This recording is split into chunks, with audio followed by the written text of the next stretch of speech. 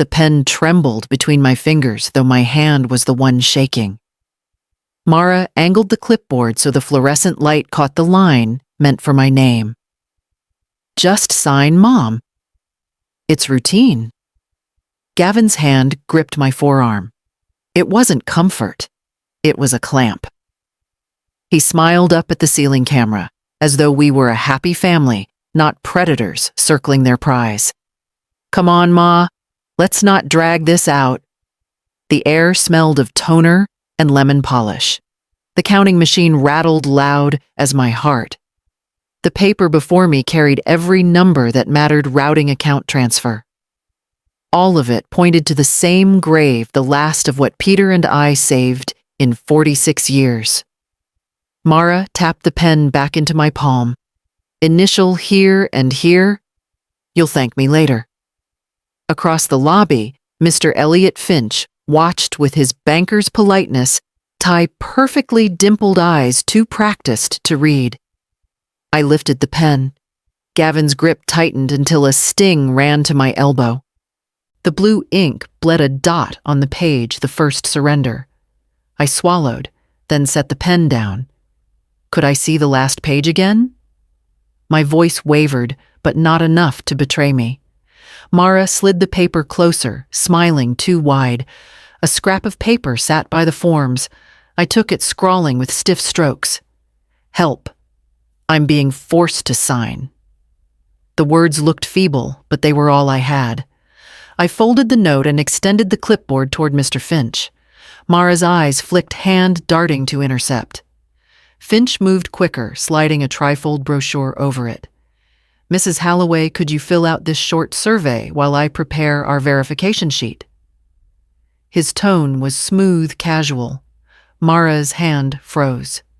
Gavin loosened his grip just enough to appear harmless. I forced myself to breathe evenly while Finch walked back to his desk, the brochure balanced like any other slip of paper. Almost done, Mara whispered, perfume cloying in my throat. Think of Nia's recital. Don't you want this settled before then? Finch unfolded the brochure at his desk. His expression didn't change, but I saw it. The slight widening of his eyes, the blink of decision. His thumb pressed under the desk, silent, unseen. He rose with a page in hand and returned to us, smile unchanged. Mrs. Halloway, would you join me for a quick verification, new policy for large transactions? Just a few minutes. Mara's smile cracked. That's not necessary. She prefers to sign here. It's standard procedure, he said evenly. Gavin's jaw clenched. His grip bit into me again. We don't need delays, Ma. I looked at him. My boy who once hid report cards behind clenched teeth. I'll be right back, I said.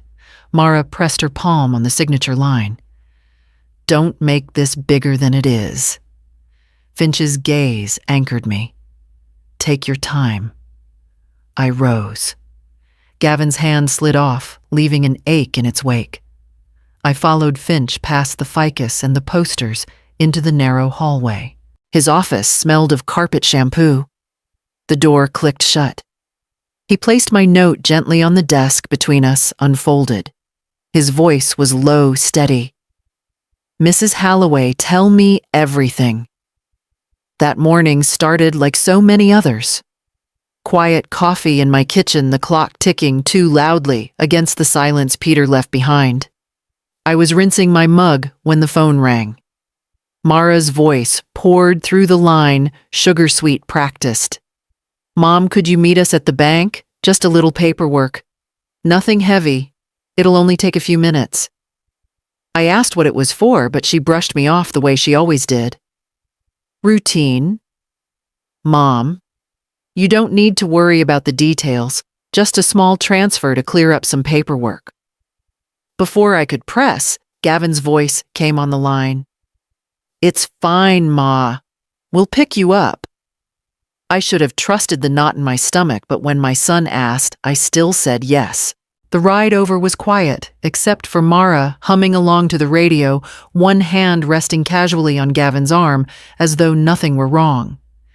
Gavin glanced at me in the rearview mirror now and then, but never long enough to hold my eyes. That avoidance told me more than words could. He was rehearsing the role of the dutiful son, but shame makes its own mirror. At the bank, they guided me to the table near the window. Mara slid a neat stack of forms in front of me, tapping her manicured finger at a line half down the page. Here. It won't take long. I adjusted my glasses and read my pulse quickening with each line. This wasn't small paperwork. It was a transfer of every cent in my savings account. $50,000, the sum of hospital cafeteria wages, extra night shifts, and the pension Peter and I guarded like a fragile bird. Mara. I whispered, my voice catching. This isn't right. This is everything. She smiled wide and calm the way she did when coaxing a toddler to eat vegetables. Mom, you don't need to overthink it. We'll manage it better for you. Less stress on you, more security for the family. Gavin shifted beside me, reaching for my hand. It's safer this way, Ma. You won't have to deal with bills or statements. We'll handle it all. My eyes lingered on his face, searching for the boy who once begged me for rides to baseball practice, who promised he'd pay me back for gas when he found a job. He had meant it then, but repayment never came. Little things piled up over years, rides, errands, a quick loan that turned permanent promises that dissolved like mist. I remembered the night he came to me in tears because Mara wanted new furniture they couldn't afford. I had written a check telling myself it was just to help them start fresh. I remembered the Christmas I skipped buying myself a coat so I could cover Nia's ballet tuition when they said the classes were too important to miss. Every memory was a step down the same staircase, one yes leading to another, until here I was facing a signature line that would erase my future. Mom, don't stall. Mara said, her voice tightening at the edges, though her smile stayed. You always say family comes first. This is no different. Her words pressed on me, heavy as chains. Gavin squeezed my arm, a rehearsed gesture of reassurance, but it bit deep. We're just doing what's best, he said, though he never once met my eyes. The papers blurred my glasses, misting from the heat rising in me. I wanted to shove them back to tell them no, but my mouth wouldn't form the word. Years of giving had made refusal foreign to me, almost cruel. My silence was the gap they stepped into, confident I would cave as I always had. But then across the room, I saw Mr. Finch watching, that steady banker's face betraying nothing yet, enough to remind me there were still eyes in the world that might see what was happening. And in that flicker of awareness, something in me stirred the first ripple of resistance. I lifted the pen, my fingers trembling, and the weight of their gaze bore down on me, pressing me closer to the edge I knew I could not cross. Mr. Finch led me down the narrow hallway, his voice steady, but polite. Mrs. Halloway, it's just a quick verification. Standard procedure for transactions above a certain threshold. Behind us, I could feel Mara's stare burning into my back. Gavin muttered something low under his breath, but I kept walking. For the first time that day, his hand wasn't on my arm. Inside the office, Finch closed the door with a quiet click that sounded louder than it should have. He gestured toward the chair opposite his desk. My legs carried me there, though they felt as weak as if I'd climbed 5 flights of stairs. He didn't sit right away. Instead, he pressed something under his desk, discreet, almost invisible, and only then lowered himself into his chair. The folded slip of paper lay between us. He opened it carefully, like a doctor unfolding test results he already suspected. His eyes scanned the words, then lifted to mine. Mrs. Halloway, he said softly, tell me what's happening.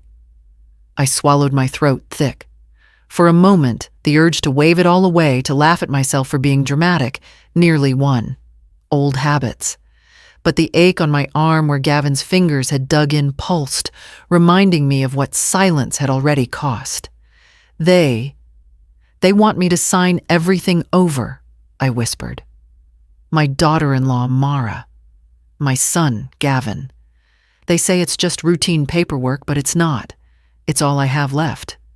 His expression didn't change, but his pen stilled in his hand. Do you feel you're being pressured to sign against your will? Yes, I breathed. Gavin held my arm. Hard. I can show you. I pulled back my sleeve. The faint red marks from his grip were still visible, like fingerprints branded into my skin. Finch leaned forward, his eyes narrowing, not in judgment, but in confirmation. That he said slowly is coercion. The word rang inside me, too sharp to accept, too accurate to ignore. I shifted in my chair, the old instinct rising. Defend them. Excuse them, explain. They're stressed. Mara lost hours at work. Gavin, he means well. He's just... He stopped me with a steady look. Mrs. Halloway, what you just described is financial coercion. In legal terms, it falls under elder abuse. The word abuse sat between us like a stone dropped into water. My lips moved, but no sound came. I had spent 71 years being dependable, generous, forgiving. Mothers aren't supposed to use words like that about their children. I never thought of it that way, I finally whispered. I know, he said. Most people don't. But that doesn't make it any less true. My eyes burned. Memories flashed the first time Gavin asked me for rent money, promising it was just until payday. Mara's pleading voice when she said Nia couldn't continue ballet without my help. The Christmas when they showed up with new furniture I'd unknowingly paid for. Every yes had felt like love, but now, sitting here, each one looked like another brick in a trap I had built myself. I thought I was helping, I said. You were trying to, Finch replied. But help given under threat, under manipulation, isn't help. It's exploitation.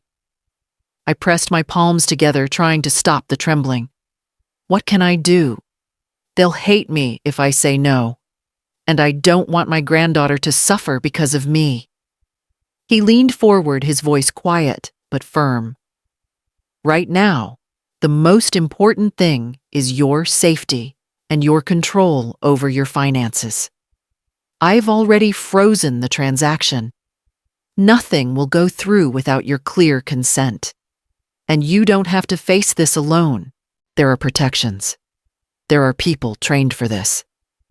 A knot loosened in my chest, though fear still coiled tight. For the first time, someone had named what I couldn't. Abuse. The syllables still felt foreign in my mouth, but also strangely freeing. I nodded slowly. I don't know how to stop them. I've never been good at saying no. Then we'll start here, he said, by saying no to this transfer. The fluorescent light hummed overhead, steady and relentless. My reflection in the office window looked older than I remembered, but also clearer, as if the fog had begun to lift. I folded my hands on the desk, the faint marks on my arm, a reminder and a promise. And for the first time, I began to tell him everything. I sat across from Mr. Finch, my hands folded tightly in my lap, the faint bruises on my arms stinging like they wanted to be remembered. He waited as I searched for words, but before I could speak, the memories rushed forward in a tide I could no longer hold back. It had started long before this day, long before the bank forms and the pressure of my son's grip. It began with smaller requests that seemed natural, even loving. When Gavin was in college, he had called home with that soft tone he used whenever he needed something. Mom, tuition's a little short this semester. Just a loan. I'll pay you back as soon as I get steady work. Peter and I had already been scraping together what we could, clipping coupons, stretching meals, working extra shifts. But I told myself education was an investment in his future. I cashed out a small savings certificate we had meant for repairs on the roof and wired him the money. He thanked me, of course. Always with promises. Always with conviction. But the repayment never came, and soon another request followed. Textbooks one semester, rent another. By the time he graduated, I had spent more on his education than we had ever planned, but I told myself it was worth it to see him walk across that stage. Then came Mara, with her sharp smile and sharper tastes. Their wedding was beautiful, yes, but it was also extravagant flowers, imported a gown that shimmered under chandeliers, a reception that could have paid off my mortgage twice over. "I just want it to be perfect," she had said. Tears brimming, and Gavin had echoed her wish. I felt trapped between their hope and my sense, and once again, I said yes. We borrowed against Peter's life insurance to cover what they couldn't. I never told him how deep the costs ran. By then, his diabetes had worsened, and I thought sparing him worry was an act of love. After the wedding, the requests didn't stop. They multiplied. A down payment for their first house, an investment mom, just a temporary loan. Furniture repairs, a new fence when the neighbors complained. Each time they promised it was the last time. Each time I told myself saying yes meant I was giving them stability, security, a foundation.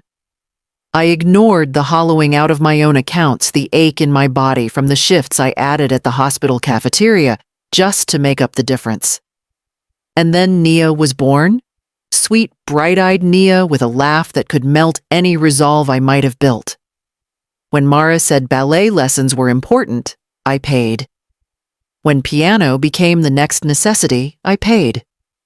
When summer camp's costumes and special classes followed, I paid. If I hesitated, Mara would tilt her head wounded and say, "Surely you want your granddaughter to have every opportunity." Gavin would nod in agreement, sometimes adding, "It's only money, Ma. You can't take it with you." So I skipped doctor appointments. I patched the same old coat year after year. I lived on beans and rice some months while wiring money to cover their emergencies. My body broke down, slowly, swollen feet, aching back, a constant fog of exhaustion. But I told myself, sacrifice was part of love. That was the bargain I thought I had struck when I became a mother. But now, sitting in that office with the word abuse still echoing in my ears, I saw it for what it was, a pattern. Every time I said yes, they learned I could be bent further. Every time I opened my purse, they learned I would never close it. The truth landed like a weight I had carried so long I forgot what lightness felt like. Yes had been my reflex, my armor, my way of keeping peace. And now yes was the very word they had turned into a weapon against me. I drew a breath and looked at Mr. Finch, the tide of memory still heavy inside me, and realized the cost of every sacrifice had led me here to this office, to this moment where I finally had to decide if yes would be my undoing. Mr. Finch slid a fresh stack of forms across the desk, his tone calm but precise. "We'll start by freezing your accounts. Nothing moves without your consent and presence. That gives us time." My hands trembled as I reached for the pen, but this time, the shaking wasn't from pressure. It was something closer to release. Each signature I gave wasn't for them, it was for me. A strange reversal. The same act they had tried to use to take everything was now the act that began to give me back control. He explained each document as we went: account alerts, transaction limits, special instructions requiring identity checks. I initialed, signed, dated. He suggested adding a trusted contact for emergencies, someone who could be called if I was pressured again. I thought of my sister, Clara, though she had often told me I spoiled Gavin. Still, she was honest, grounded, and had never asked me for a dime. I wrote her name carefully on the line. When it was done, Finch gathered the forms and placed them in a neat folder. His movements were measured, but his eyes held something weightier, as though this was more than just another day at work. "Mrs. Halloway," he said, "I want you to know something. Years ago, I had a client, a man in his 80s. His nephew brought him in to make a withdrawal. Something didn't sit right with me, but I hesitated. I told myself it wasn't my place, that family matters were complicated. A week later, that man's account was empty. He was left with nothing. I still see his face when I close my eyes. His voice dropped lower, almost like a vow. I will not make that mistake again. Not with you."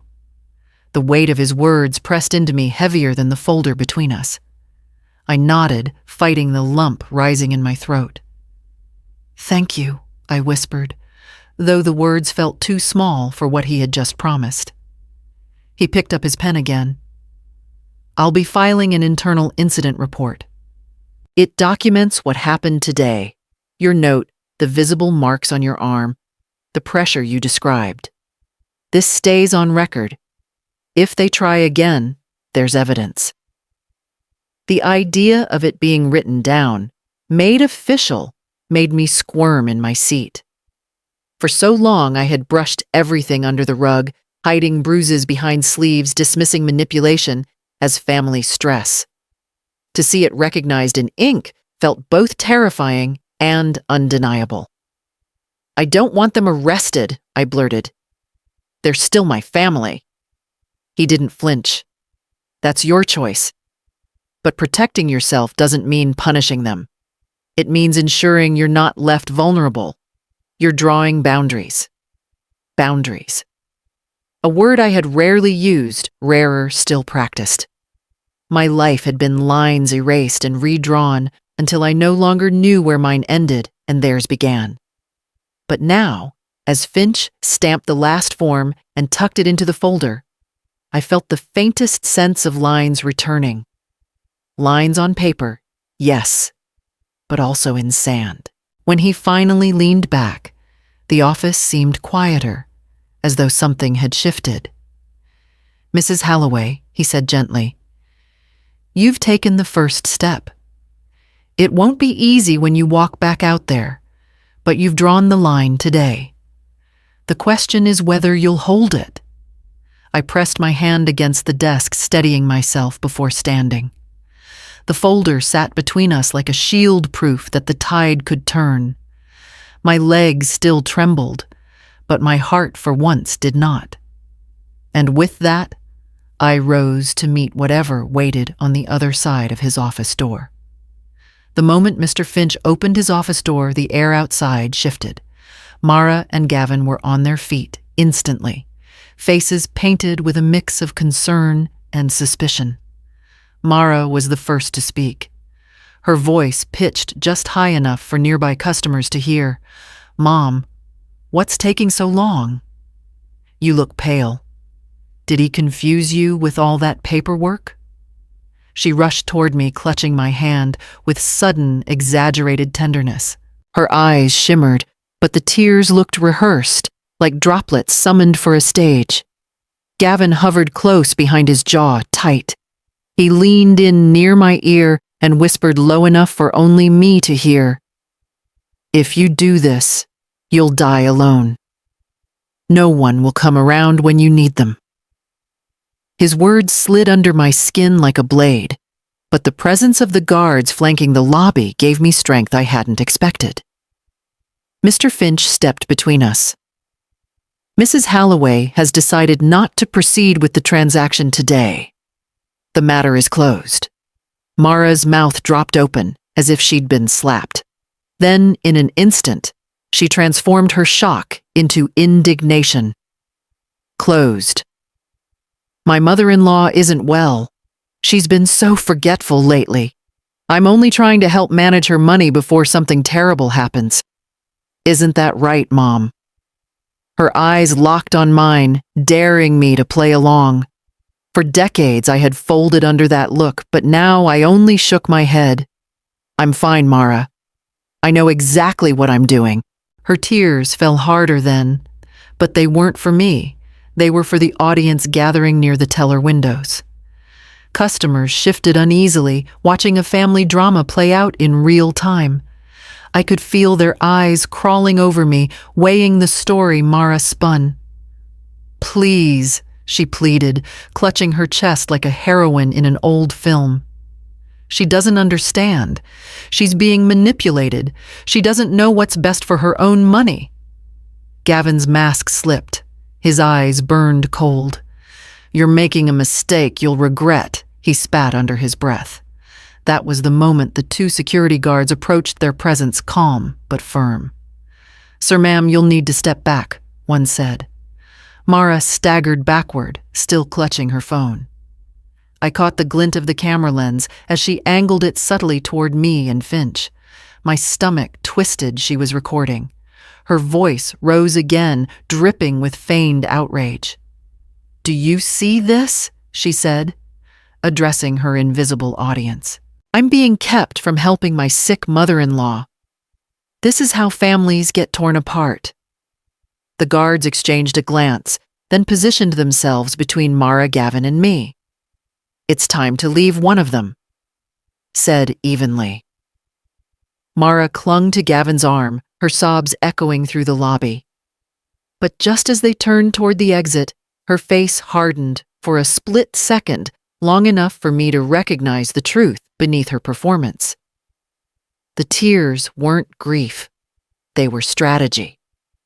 You'll regret embarrassing us like this, Mom, she hissed, her voice now stripped of sweetness. Everyone will hear about it. I'll make sure of that. Gavin tugged her toward the doors, his grip less gentle than it should have been. As they passed the glass, I saw Mara tilt her phone, saving whatever footage she had captured. Already her mind was crafting a new story, one where she was the victim and I, the confused old woman who had turned against her family. The guards stayed at my side until the doors swung closed and the lobby settled into uneasy silence. Whispers floated around me, half pitying, half curious, but none of them stung as sharply as Gavin's whispered curse or Mara's calculated smirk. I stood rooted to the floor, my pulse still racing, knowing the battle had only shifted fronts from the private theft they attempted inside the bank to the public humiliation Mara was plotting outside. And as I steadied myself, I realized that leaving this building would mean stepping directly into that storm. That night, the house didn't feel like mine. The walls seemed thinner, the air colder, every creak of the floorboards carrying the memory of Gavin's hissed threat and Mara's crocodile tears. I set my purse down on the table, but my hands lingered there, unwilling to let go, as if the folder from Mr. Finch might dissolve if I looked away. The phone rang before I even took off my coat. Gavin's name flashed on the screen, insistent. I didn't answer. The ringing stopped, then started again. Mara, this time. A message buzzed in immediately after "You've embarrassed us. You don't understand what you've done." Another followed. Pick up the phone. Nia is crying. She wants her grandmother. I turned the phone face down, but the vibration throbbed through the wood of the table like a heartbeat I couldn't ignore. By 9 o'clock, the calls turned to pounding on my front door. Heavy fists against thin wood, rattling the hinges. "Mom?" Open up, Gavin's voice sharp and commanding, then Mara's syrupy but edged with fury. "We just need to talk. Don't make this worse." I stood frozen in the hallway, every instinct screaming to run, though there was nowhere to go. My heart knocked against my ribs with each slam on the door. And then came the voice that cut deeper than any of theirs. "Grandma." A. Small knock, softer, tentative. "Grandma, it's me." "Did I do something wrong, Nia?" Her little voice wove through the wood like a plea, like an arrow aimed straight at the weak spot in my chest. I pressed my palm against the door, the cold seeping into my skin. My throat ached with the urge to answer, to swing the door open, and fold her into my arms to promise her she was blameless. But I didn't move. I stood there trembling, caught between love and survival. Grandma Mommy says you don't want to see us anymore, but I know you still love me. Don't you? The words shredded me. I nearly reached for the lock, nearly undid everything. Then in the mirror across the hallway, I caught sight of myself. My sleeve tugged back the bruises on my arm, blooming purple in the lamplight. The memory of Gavin's grip burned hotter than any plea. The ache reminded me love shouldn't leave marks. Family shouldn't hurt you into submission. I closed my eyes, leaned my forehead against the door, and whispered silently into the wood. You did nothing wrong, my sweet girl. It isn't you. It's them. I stayed there until the knocks faded, replaced by Mara's louder voice pulling Nia away. Come on, honey. Grandma's confused right now. Their footsteps retreated, leaving a silence heavier than the pounding had been. I turned back to the table, picked up my phone, and with hands steadier than I expected, I opened the settings. One by one, I blocked their numbers. Gavin's. Mara's. Even the house phone I knew they used. With each click, a weight shifted as though I were boarding up invisible doors. The silence afterward was eerie, but it was mine. For the first time in years, no one could reach through the line to twist my love into obligation. I carried myself to the bedroom, the bruises on my arm throbbing with every step, but my heart holding something firmer than fear. I set the phone on the nightstand face down and slid under the covers, bracing myself for the quiet of a house that finally belonged only to me. And in that stillness, I knew morning would bring a different kind of reckoning. The next morning, I lingered in the kitchen with a mug of coffee gone cold, staring out the window at the frost on the fence. My eyes were dry, though I hadn't slept. The blocked numbers had stopped the phone from buzzing, but my head still carried the echo of Nia's small voice, asking if she'd done something wrong. That sound haunted more deeply than the bruises on my arm. Movement outside caught my attention. Ruth Calder was out in her yard pulling a heavy trash bin down her driveway. She was a small woman, but her posture was straight as a mast. Even retired, she carried herself like someone used to being listened to. Years ago, she had told me she'd spent 3 decades as a union steward raising hell so folks could keep their jobs and their dignity. We'd traded pies and holiday cards, but I had always kept her at arm's length, careful not to let my troubles show. This time, she looked up and caught me watching. With one hand, she waved, but her eyes narrowed the way people's do when they see more than you want them to. 5 minutes later, there was a knock at my back door. "You got a minute, Lorraine?" she asked, already stepping inside with the authority of someone who had never waited for permission. She carried 2 mugs of steaming coffee strong enough to perfume the whole kitchen. I managed a thin smile. "I've already had mine." "Good," she said, sliding 1 mug toward me anyway. "This'll knock the rust off your bones." She sat opposite me, her gaze steady. No fussing, no performance.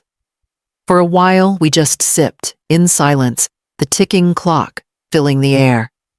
Then she leaned forward. "I heard the racket last night." Voices. Your boy and his wife Heat crept up my neck. Shame old and familiar. I opened my mouth to deflect, to say it was nothing, but Ruth cut me off with a sharp flick of her hand. "Don't insult me, Lorraine. I spent 30 years watching men twice my size try to bluff their way out of contracts. I know coercion when I see it." Her voice softened then, and I know the look of a woman who's been carrying more than her share. The words struck a place I had been trying to keep hidden. My throat tightened, but no denial came out. Ruth reached into her coat pocket and pulled out a folded piece of paper. She flattened it on the table between us. A short list, written in tidy block letters, Attorney Elder Law Specialist. Support Group, Tuesday Nights Community Center. Senior Protection Hotline 24/7. You don't have to do everything at once, she said, but you need to start. You've carried them on your back for decades. Time to stand on your own feet. I stared at the list, the words blurring. The instinct to refuse rose strong in me. For years, help had only moved in one direction from me outward. Taking it back felt like weakness, like an admission of failure. Ruth must have seen the battle on my face because she reached over and tapped the paper with her finger. This isn't weakness. This is survival. And survival's nothing to be ashamed of. My eyes welled before I could stop them. I nodded, once unable to speak. She didn't push. She simply sat with me, the steam from the coffee curling between us like a quiet truce. When she finally stood, she left the list in front of me. Start with one call, she said. Doesn't matter which, just one. After she left, I held the paper in my hand, its creases cutting against my skin like lines drawn into sand. The house was silent again, but now the silence felt less like a tomb and more like a choice. And I knew I had to decide whether to pick up the phone. The paper Ruth left on my table sat there for 2 days before I touched it again. Every time I passed, my eyes drifted toward it as though it carried a charge. Finally, on Tuesday evening, I folded it into my coat pocket and drove to the community center. My hands gripped the wheel so tight my knuckles whitened, but something stronger than fear pushed me forward.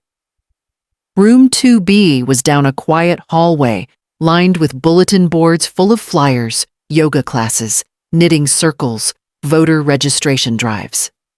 At the end, the door stood slightly ajar, a low murmur of voices spilling out. My stomach fluttered as if I were sneaking into some forbidden place. But when I stepped inside, I saw a circle of chairs and ordinary faces, men and women my age, some older, some younger. A woman with cropped silver hair smiled at me. First time she asked, guiding me to an empty seat. I nodded, unable to find words. The session began with introductions. One by one, people shared.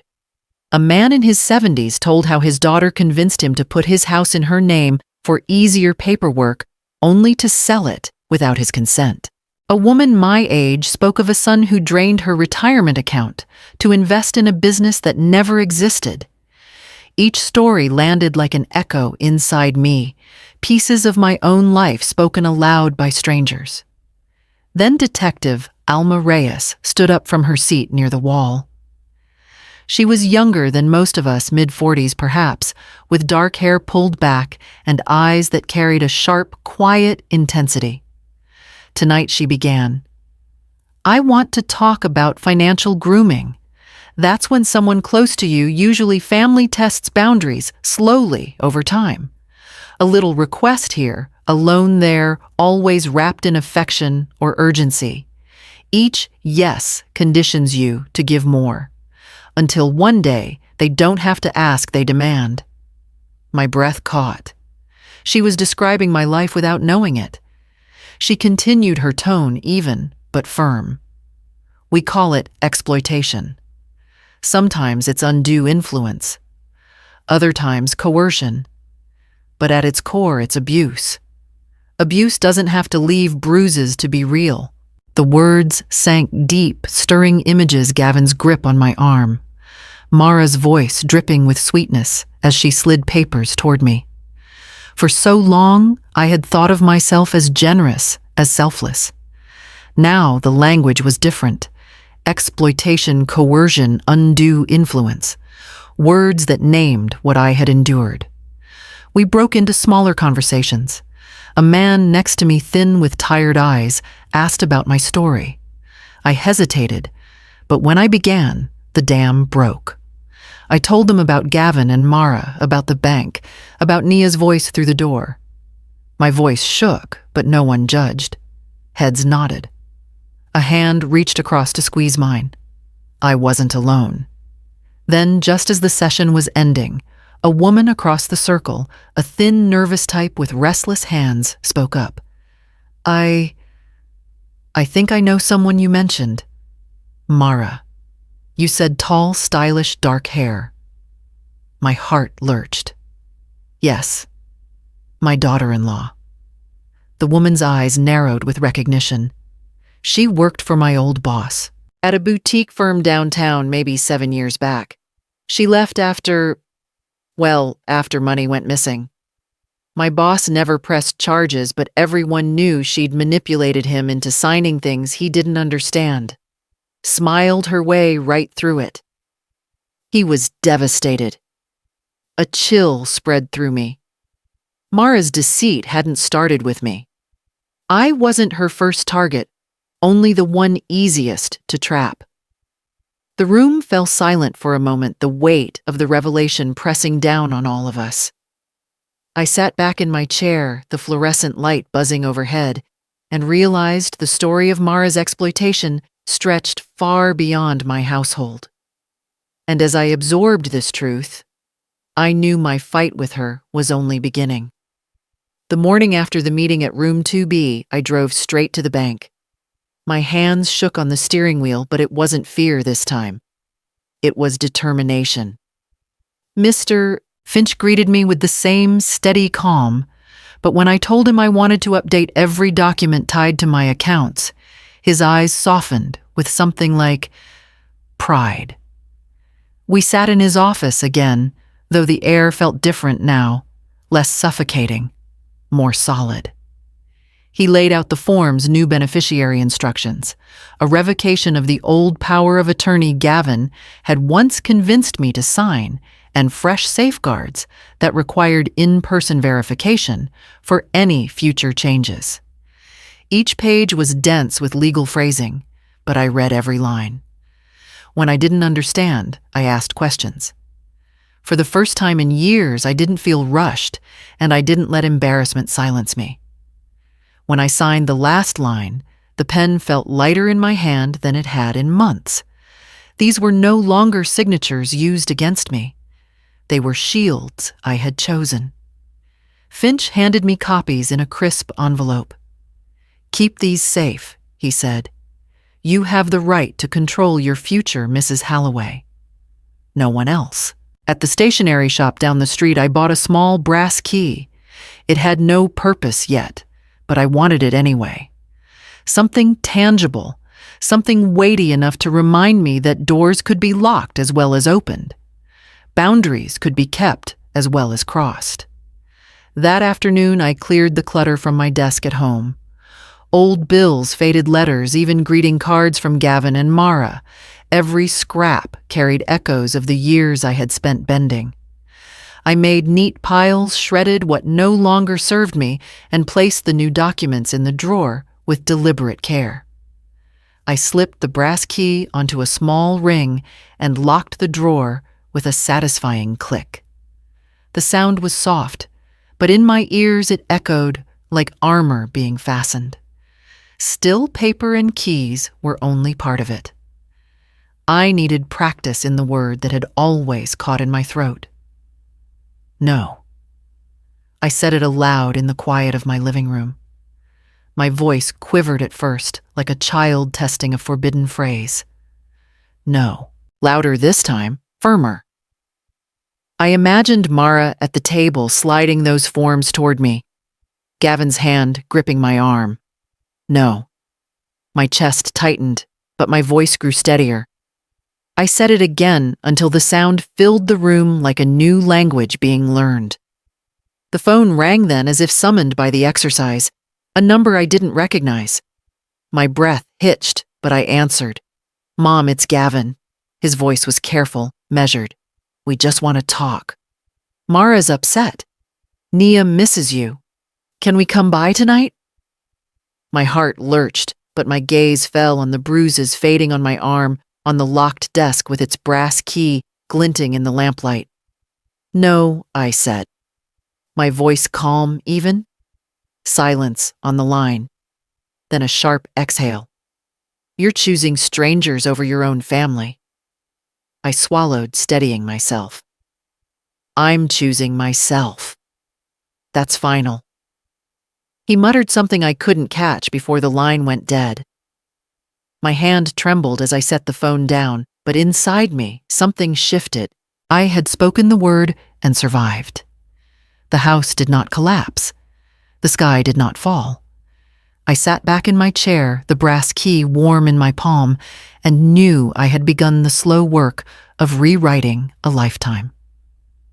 And as dusk settled outside, another knock sounded at my door. The knock at my door the night before had turned out to be nothing more than a package left by mistake, but it left me restless. By morning, I had convinced myself I could breathe again until the phone rang. It was Mr. Finch. His voice was calm, but beneath it was urgency. "Mrs. Halloway, are you near a place you can sit down?" My pulse spiked. "Yes." "What happened?" "The alert system we put in place worked," he said. "Your son and daughter-in-law attempted to withdraw from an old joint account you probably forgot about. Balance of $14,200. The system flagged it immediately and locked them out." The number hit me like a slap. I had forgotten completely about that account one Gavin had insisted I open with him years back for emergencies. The kind of emergencies that always seemed to belong only to him. If Finch hadn't added those safeguards, it would have been gone before I even knew it existed. My breath came short. "They're still trying." "Yes," he said firmly. "And it means we have proof. The attempt leaves a trail, and it strengthens your position if this escalates legally." I gripped the edge of the counter. If Finch hesitated a beat, then spoke carefully. "Mrs. Halloway, I need to tell you something else. While reviewing the flagged account, we discovered a second matter. 2 years ago, a high-interest personal loan was taken out in your name, $25,000. The signature on the documents doesn't match your current signature records. I believe it may have been forged." The words punched the air from my lungs.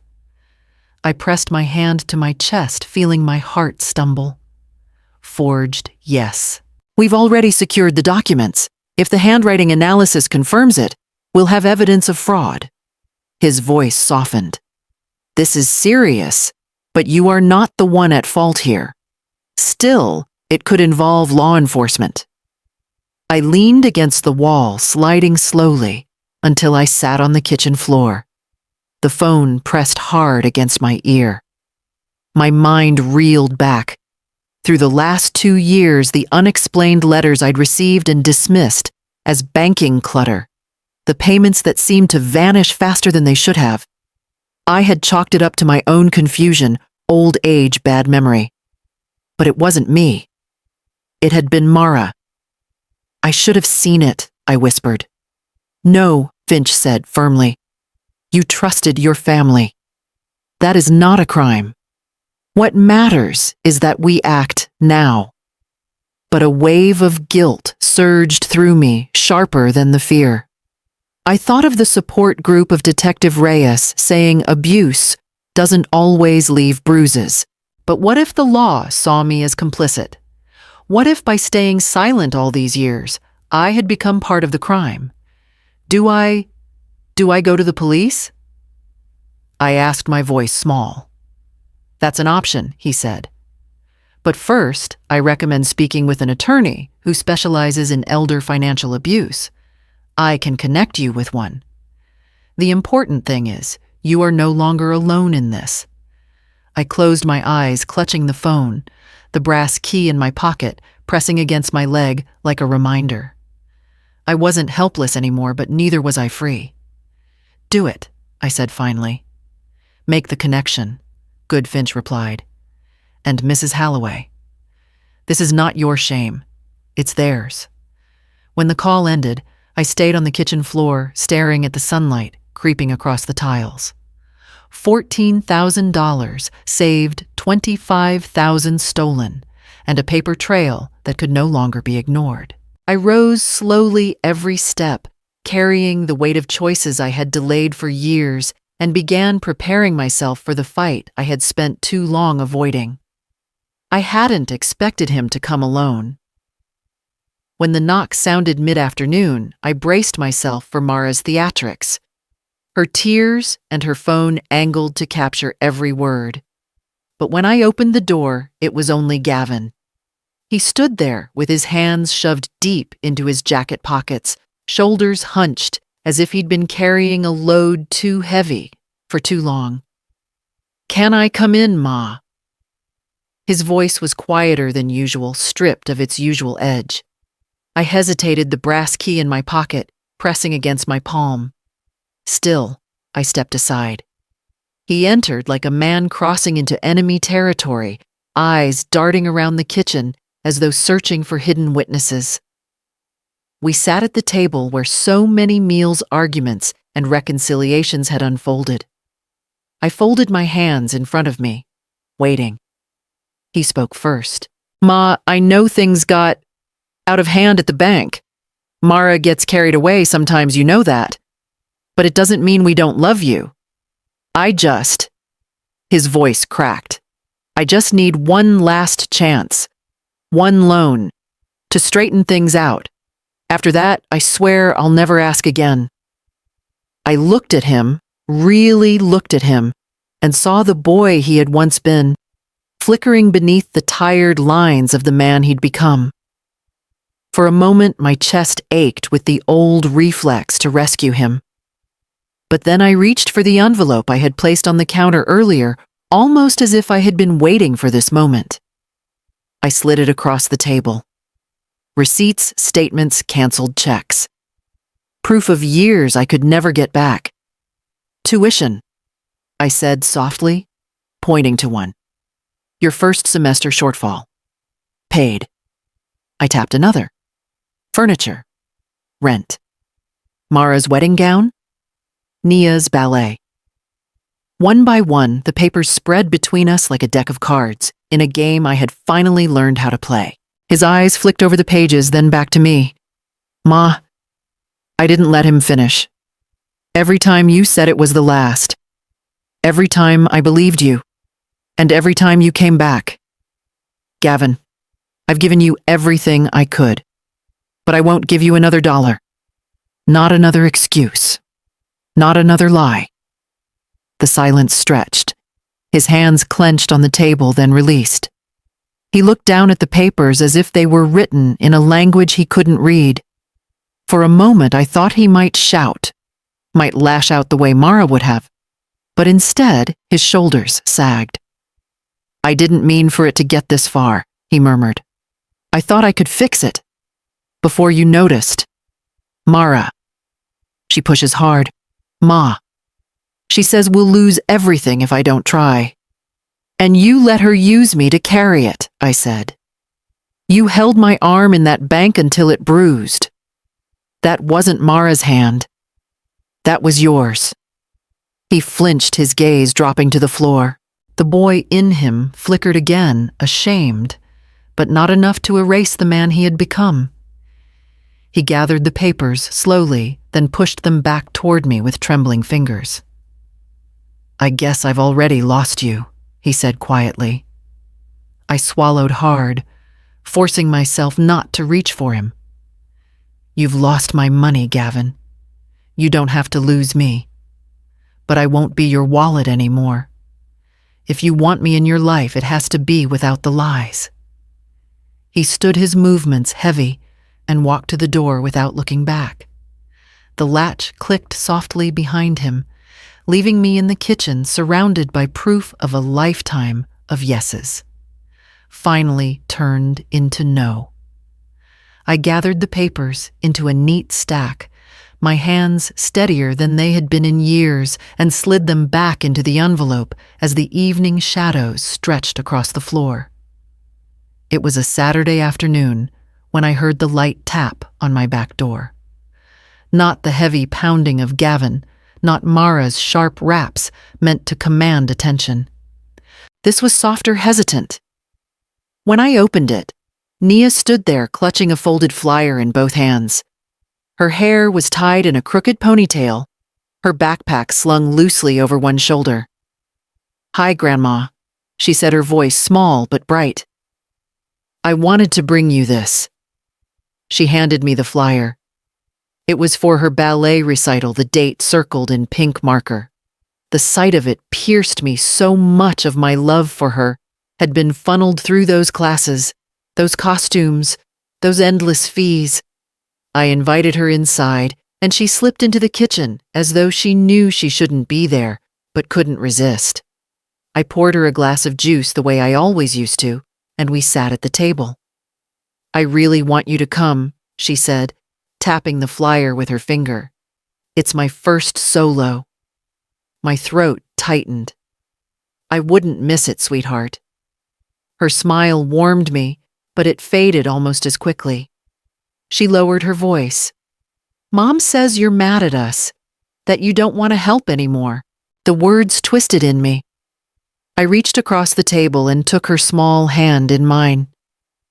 "Nia, listen to me carefully. Grandma loves you. That will never change. But love doesn't mean paying for everything. It means being here. It means cheering you on, sitting in the front row clapping until my hands hurt." She studied me with her father's green eyes, searching for a truth she hadn't been given before. "So, you'll come even if you don't pay for it." "Yes," I said firmly. "I'll come because I love you, not because of money." Her shoulders relaxed a little, but then she leaned in, her voice dropping to a whisper, as though confessing something dangerous. "Mom says if you don't help, we'll lose our home, and it'll be your fault." The words hit harder than Gavin's grip at the bank. My own granddaughter carrying Mara's poison on her tongue. I felt the air leave my chest, but I forced myself not to flinch. "Is that what your mom told you?" I asked gently. Nia nodded, her eyes wide with confusion. "She said you have enough to help, but you don't want to. And that if we have to move, it's because you stopped loving us." I closed my eyes for a moment, steadying myself. The urge to cry, to shout, to rage at Mara's cruelty burned inside me. But I looked at Nia and saw only a child trapped in a game she never asked to play. "Nia," I said softly. "Sometimes grown-ups say things when they're scared or angry. But it's not your fault, and it's not mine either. Grown-ups have to take care of their own homes, their own families. That's not a job for grandmas. My job is to love you no matter where you live." She blinked her lip, trembling. "So it's not really your fault?" "No, sweetheart. And it's not yours either." Her little shoulders sagged in relief, and I pulled her into my arms. She clung to me for a long time, as though she needed to anchor herself to something solid. I stroked her hair and whispered, "You are loved. Always." When she finally pulled back, she slipped the flyer into my hand again. "Then promise you'll be there." "I promise," I said. I walked her to the door, my heart breaking at the thought of sending her back into Mara's world of lies. She waved once before hurrying down the street, her ponytail bouncing. I closed the door, leaned against it, and stared at the flyer in my hand. The pink circle around the date felt like a test. Mara's war had reached even here through Nia's innocent mouth. And as I pinned the flyer to my refrigerator, I knew the next move would have to be mine. I had thought the hardest part was saying no. I was wrong. The hardest part was saying it in public. Detective Alma Reyes met me at the precinct, her manner brisk but not unkind. She led me into a small office that smelled faintly of stale coffee and paper. On the desk lay a file already half-filled, my name, printed neatly on the tab. "Mrs. Halloway," she said. Opening it, We're formalizing your complaint. Mr. Finch provided the documentation, your note at the bank, the frozen accounts, the flagged withdrawal attempt, even the suspected forged loan from 2 years ago. This is enough to open an elder financial exploitation case. I nodded, though my throat was tight. To see it written, cataloged, stamped it stripped away any room for denial. What I had lived wasn't just a family struggle. It was a crime. Reyes flipped a page. Here's what happens next. Your daughter-in-law will receive a formal warning letter. It puts her on notice that any further attempts could trigger immediate legal action. We'll also request handwriting analysis on the loan documents. If forgery is confirmed, the case escalates. The words forgery and case swirled in my mind heavier than the badge on her chest. I pressed my palms together to keep them from shaking. Later that week, Mara was served. I didn't see her face when she opened the envelope, but I can imagine the fury twisting her features. Gavin came by once afterward, alone again, standing stiff on my porch. His words were clipped. "I can't stop her," he said. "You had to know she wouldn't let this go quietly." I studied him, searching for any flicker of the boy who had once begged me to pack him extra sandwiches for school. "You could stop standing beside her," I said. He flinched, shoved his hands into his jacket pockets and muttered, "I need time." Then he left his car tires squealing, as though speed could erase shame. For a brief moment, I thought perhaps the warning letter would hold Mara back. But if anything, it drove her to find a new battlefield. 2 days later, Ruth knocked on my door, holding her phone out, like it carried bad news she couldn't bring herself to say aloud. "Lorraine, look." On the screen was a post Mara had made online. A smiling photo of me at a picnic years ago, paired with a caption that made my stomach turn. "My poor mother-in-law is confused. Dementia runs in her family. She's lashing out, doesn't know what she's signing or saying. We're trying to care for her, but she's making it impossible." The comments beneath were already gathering neighbors, old acquaintances, even distant relatives chiming in. Some offered sympathy to Mara. Others speculated quietly about whether I had shown signs of decline. The lie spread quickly, dressed in pity, but sharpened to cut. I set Ruth's phone on the table and gripped the edge of my chair until my knuckles whitened. All my life, my reputation had been the one thing I guarded carefully. Respectable, reliable Lorraine.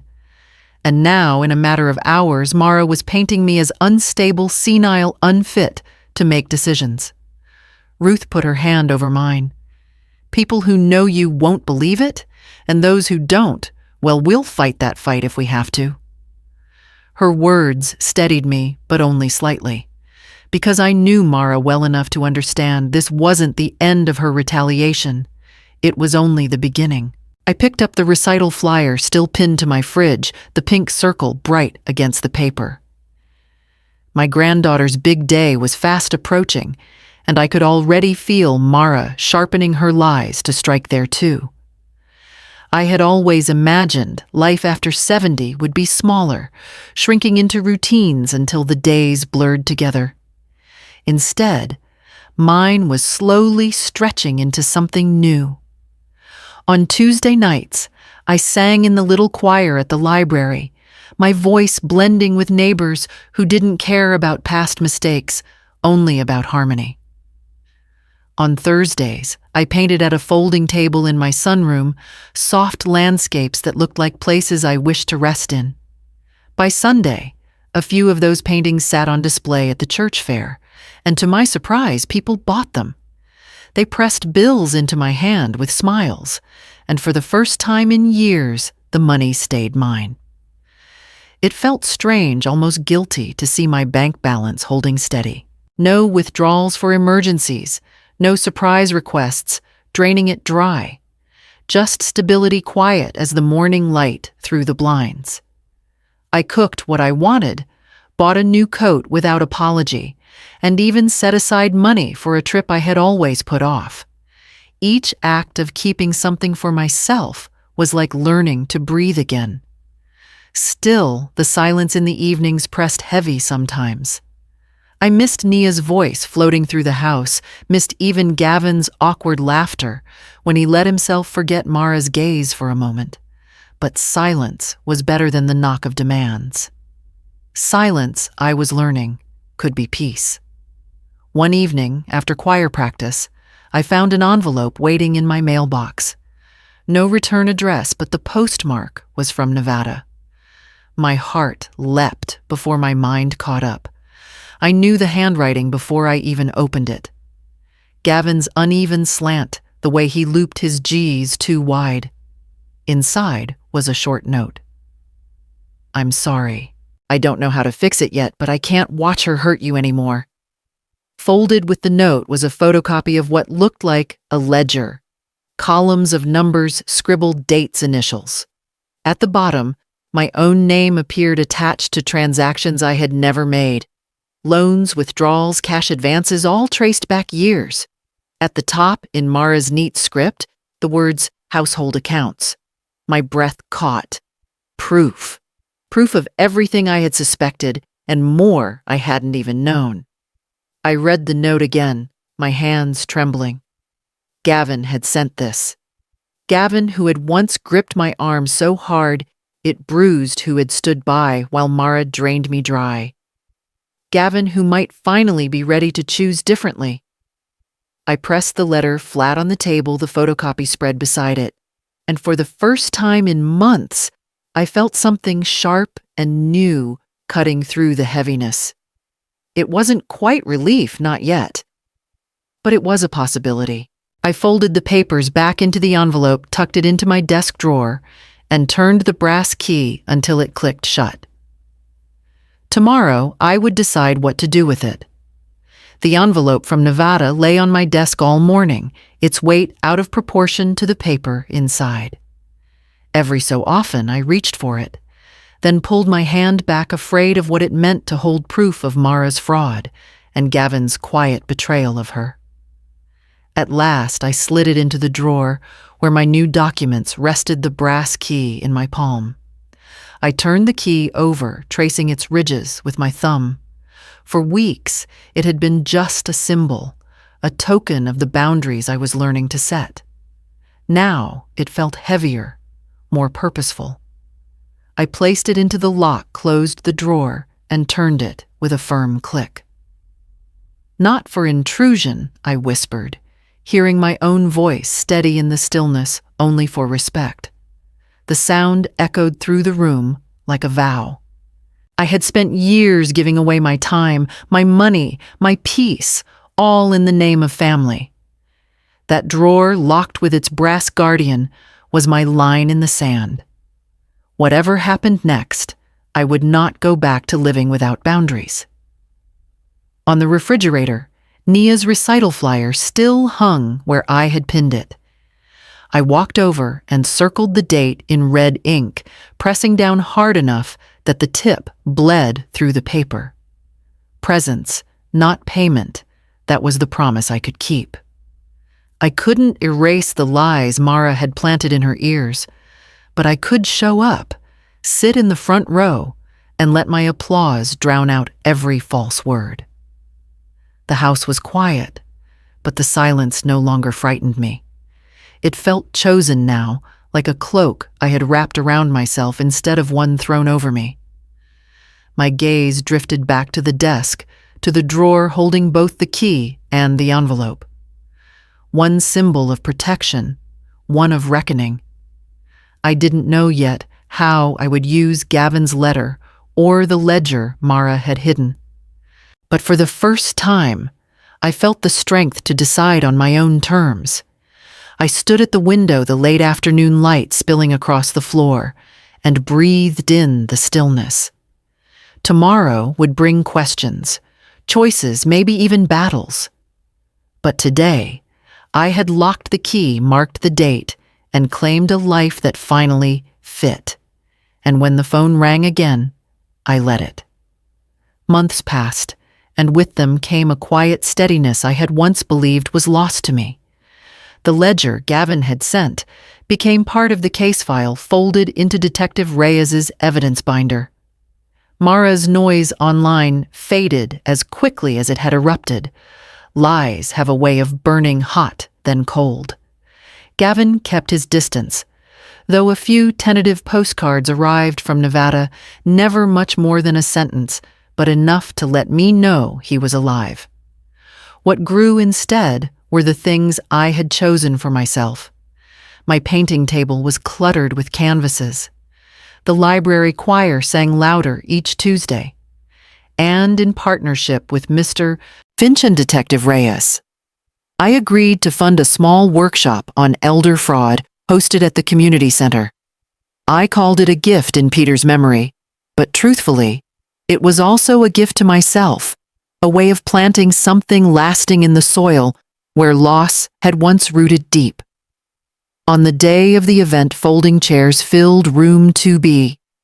Faces of men and women my age, some with their children beside them, all listening as Reyes spoke about coercion and grooming, as Finch explained account safeguards. When it was my turn to speak, I told them about a pen pressed into my hand, a note slipped across a desk, and the power of finally saying no. My voice did not shake. When the workshop ended, Nia walked to the piano, tucked against the wall. She was taller now, her hair in a neat braid, her fingers confident on the keys.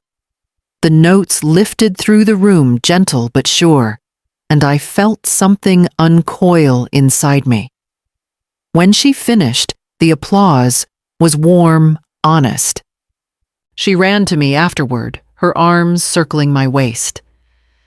"Thank you, Grandma," she whispered, "for showing me what no means." Tears pricked my eyes, but they weren't the tears of defeat or loss. They were something closer to pride, the kind that comes when you realize you've survived your own fire and stepped out whole. I held her tight, knowing she had been caught in the middle of storms she never should have known, and that she was stronger now for having seen me stand firm. That night, back home, I opened my desk. The folder still rested inside the brass key beside it. I placed the key into the lock, turned it once, and closed the drawer with care. My hand lingered there, not with fear, but with certainty. Then I rose, walked to the front door and opened it wide. The evening air rushed in cool and free. For the first time in years, it was my choice who entered and when. Respect first. Entry second. Outline.